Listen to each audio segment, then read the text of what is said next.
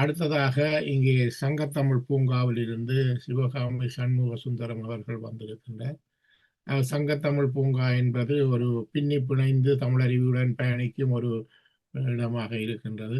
ஆகவே அவரை அழைத்து அவரது கருத்துக்களையும் அவர்கள் இதையும் கேட்டுக்கொள்வோம். முதலிலே சிவகாமி சண்முக சுந்தரம் அவர்களை அழைத்துக் கொள்கிறோம். பாருங்கள் அம்மா, உங்கள் தகவலை தாருங்கள். அன்னை தமிழுக்கு முதல் வணக்கம். சங்கத்தமிழ் இலக்கிய பூங்காவிலிருந்து சிவகாமி சண்முக சுந்தரத்தின் தமிழ் வணக்கம். இன்றைக்கு ஜெர்மன் தமிழருவி வானொலியின் கதம்ப நிகழ்வில் PSSM அமைப்பின் மூலமாக கலந்து கொள்வதில் மிக்க மகிழ்ச்சி அடைகின்றேன். என்னைத் தொடர்ந்து சங்கத்தமிழ் இலக்கிய பூங்காவின் ஒருங்கிணைப்பாளராம் திரு நீலகண்ட தமிழன் ஐயா அவர்களும் இந்நிகழ்வில் அவர்களுடைய கருத்துக்களை வெளிப்படுத்தவிருக்கின்றார். இன்றைக்கு உலக அமைதியை பற்றி நாம் பேசிக் கொண்டிருக்கின்றோம். ஆனால் இந்த லண்டன் அமைப்பில் நாள்தோறும் 3 வேளை காலை, பகல், மாலை என 3 நேரம் கூட்டு தியானம் செய்கிறார்கள். இதனால் நம் மனதிற்கு நிம்மதி கிடைக்கிறது, மனதை ஒருநிலைப்படுத்த முடிகிறது, நம்முடைய உடலும் மனமும் நிம்மதி அடைகிறது. இப்படி ஒரு அமைப்பிற்கு எங்களை அறிமுகம் செய்த ஜெர்மன் தமிழருவி வானொலியின் இயக்குனராம் நைனை விஜயன் ஐயா அவர்களுக்கு சங்கத்தமிழ் இலக்கிய பூங்காவின் சார்பில் நன்றிகளை தெரிவித்துக் கொள்கின்றேன். எப்பொழுதும் வானொலியில் கதம்ப நிகழ்வு வந்து கொண்டிருக்கும். அதில் எங்களுடைய குரலை மட்டும் நாங்கள் பதிவு செய்து கொண்டிருந்தோம். இப்பொழுது இந்த லண்டன் அமைப்பின் மூலமாக குவியத்தின் வழியாக இந்த கதம்ப நிகழ்வில் கலந்து கொள்வதில் பெரும் மகிழ்வு கொள்கின்றேன்.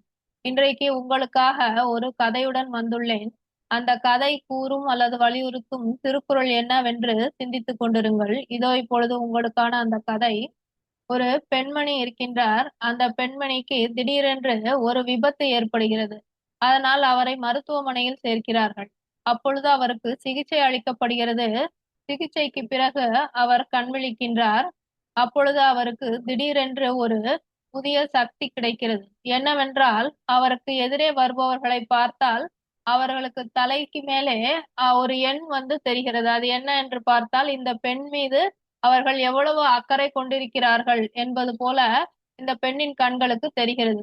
முதலில் அந்த பெண்ணை பார்ப்பதற்காக அந்த பெண்ணின் கணவர் வருகிறார். அவருடைய தலைக்கு மேலே 9 என்ற எண் இந்த பெண்ணுக்கு தெரிகிறது. அதை பார்த்த உடனே இந்த பெண்ணுக்கு மிகுந்த மகிழ்ச்சியாக இருக்கிறது. நம்முடைய கணவருக்கு நம் மீது அதிகமான அக்கறை இருக்கிறது என்று நினைத்து மகிழ்ந்து கொண்டிருக்கிறார். சற்று நேரத்திலேயே அவருக்கு அடிபட்ட செய்தி கேட்டு அவருடைய நண்பர் அவரை பார்க்க வருகின்றார். அப்பொழுது அவர் எதிரே வரும் பொழுது அவரது தலைக்கு மேலே 80 என்ற எண் இவருக்கு தெரிகிறது.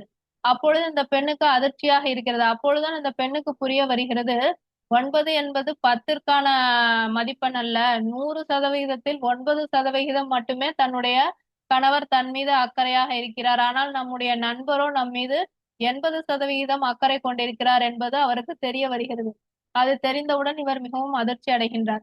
அடுத்ததாக இவருக்கு சிகிச்சை அளித்த மருத்துவர் அங்கு வருகிறார். அவர் தலைக்கு மேலாக 30%, 30 என்ற எண் காட்டுகிறது. அந்த மருத்துவர் தன்னிடம் வரும் நோயாளிகளை அக்கறையாக கவனமாக அவர்களுக்கு சிகிச்சை அளிக்கிறார்கள்.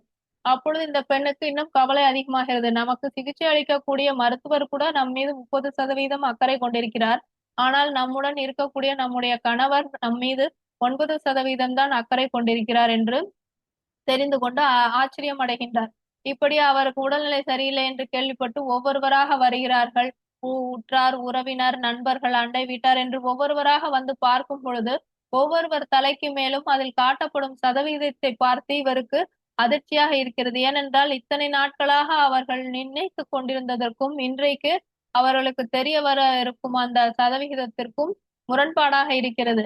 அவர் ஒருவருடைய வெளித்தோற்றத்தை பார்த்து, அவருடைய போலியான செயல்களை பார்த்து அவர் நம் மீது மிகுந்த அக்கறை கொண்டிருக்கிறார், இல்ல உண்மையான அன்பு கொண்டிருக்கிறார் அப்படின்னு அந்த பெண்மணி நினைச்சிட்டு இருந்தாங்க. ஆனா இன்னைக்கு இந்த விபத்துக்கு அப்புறம் அவங்களுக்கு கிடைத்த ஒரு திடீர் சக்தியின் மூலமாக ஒவ்வொருத்தரும் தன் மீது எவ்வளவு அக்கறை கொண்டிருக்காங்க அப்படின்றது இந்த பெண்ணுக்கு நேரடியாக தெரியுது. அப்போ அது தெரிய வரும் பொழுது இவங்களால அதை ஏற்றுக்கொள்ள முடியவில்லை. அப்ப நினைக்கிறாங்க, கடவுளுக்கு நம்ம நன்றி சொல்லணும்.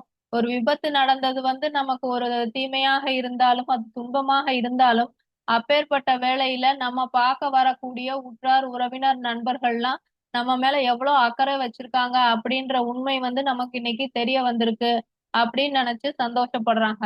இதுதாங்க நம்மளுடைய ஐயன் வள்ளுவர் 796வது குறள்ல சொல்றாரு. அதிகாரம் என்பது நட்பாராய்தல்ல என்ன சொல்றாரு அப்படின்னு பாத்தீங்கன்னா, கேட்டினும் உண்டோர் உறுதி கிளைஞரை நீட்டி அளப்பதோர் கோல் அப்படின்னு சொல்லியிருக்காரு. அதாவது ஒருத்தங்களுக்கு துன்பம் வந்தாலும் அதுவும் நன்மைதான். ஏன்னா அப்படிப்பட்ட துன்ப காலத்தில் தான் ஒருத்தங்களுக்கு அவங்களுடைய உற்றார் உறவினர்கள் நண்பர்கள் எப்படிப்பட்டவங்க அப்படின்றத அளக்கக்கூடிய ஒரு அளவுகோலாக இருக்கு. எப்படி இந்த பெண்மணிக்கு அவங்களுடைய அக்கறை எவ்வளவு இருக்குன்னு ஒரு அளவுகோலாக அந்த சதவிகிதம் தெரிஞ்சுதோ, அது மாதிரி ஒரு மனிதனுக்கு ஒரு கேடு காலம் வரும் பொழுது அல்லது துன்பம் வரும் பொழுதுதான் நம்மை சுற்றி இருக்கக்கூடியவர்கள் எப்படிப்பட்டவர்கள், யார் உண்மையான அன்பு கொண்டவர்கள், யார் உண்மையான அக்கறை கொண்டவர்கள் அப்படிங்கிறது நமக்கு தெரிய வரும் அப்படின்றத சொல்றாங்க. இது போல நம்ம உண்மையான நிலையை அறிந்து கொள்ளணும், இல்ல தெளிவான ஒரு நிலையில இருக்கணும் அப்படின்னா அதற்கு வள்ளுவர் கூறும் குறளை நாள்தோறும் சொல்ல வேண்டும். அதற்கு வள்ளுவத்தை நாம் படிக்க வேண்டும்.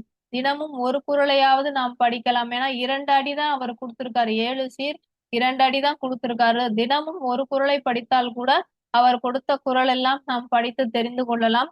அதில் ஏதாவது ஒன்றையாவது நம்முடைய வாழ்வில் நடைமுறைப்படுத்தலாம், அதை பயன்படுத்தலாம். ஏன்னா ஒவ்வொரு குறள்லயும் அவ்வளவு கருத்துக்களை அவர் தெளிவா சொல்லியிருக்காரு. என்ன உங்க வாழ்க்கையில என்ன பிரச்சனை வந்தாலும் சரி, இல்ல என்ன ஒரு குழப்பம் இருந்தாலும் சரி, அதற்கான தீர்வு கண்டிப்பாக திருக்குறள்ல இருக்கும். அதனால் நாம் அனைவரும் திருக்குறளை கண்டிப்பாக படிக்க வேண்டும். இந்த வாய்ப்பளித்த ஜெர்மன் தமிழருவி வானொலிக்கும் PSSM லண்டன் அமைப்பிற்கும் நன்றியை தெரிவித்துக் கொள்கின்றேன். அம்மையார் ஒரு அருமையான கதை கூறினார். தலைக்கு மேலே வட்டம் தெரியும், வட்டத்திற்குள்ளே எண் தெரியும், அந்த எண்ணிலே நம்ம மீது இருக்கிற அக்கறை தெரியும் என்று வள்ளுவர் சொன்னதாக சொல்லி ஒரு கற்பனை கதையை மிக அழகாக கொடுத்தார்.